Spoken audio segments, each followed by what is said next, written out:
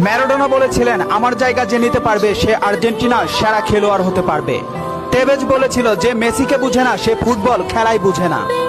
ব্রাজিলের পেলে বলেছিল, মেসিকে কখনোই খারাপ খেলতে দেখিনি, সে সবসময় একই ধারে খেলে আসছে। পেপ গার্দিওলা বলেছিলেন, মেসিকে নিয়ে কিছু লিখবেন না, না লিখে ওকে শুধু দেখে যান, কেননা কোনো কোচ বা সিস্টেম তাকে আটকাতে পারে না। রাইকেট বলেছিলেন, মেসির গোল এক একটা শিল্পকলা, আবার বলেছিলেন মেসি মানে ফুটবলের ইতিহাস। ব্রাজিলের রোনালদো বলেছিলেন, মেসিকে অনেক বেশি কমফিট মনে হয়।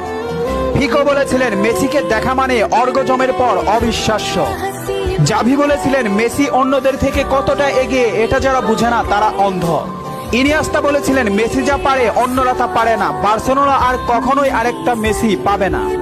ব্রাজিলের রোনালদিনহো বলেছিলেন, আমি একবার বিশ্ব সেরা হয়েছিলাম, কিন্তু তখনও বার্সার সেরা প্লেয়ার হতে পারিনি, কারণ তখন বার্সাতে ছিল মেসি। অরিপ বলেছিলেন, মেসিকে দেখলে সব সময় সতর্ক থাকতে হয়। ইব্রাহিমোভিচ বলেছিলেন, মেসির বাঁ পায় যথেষ্ট।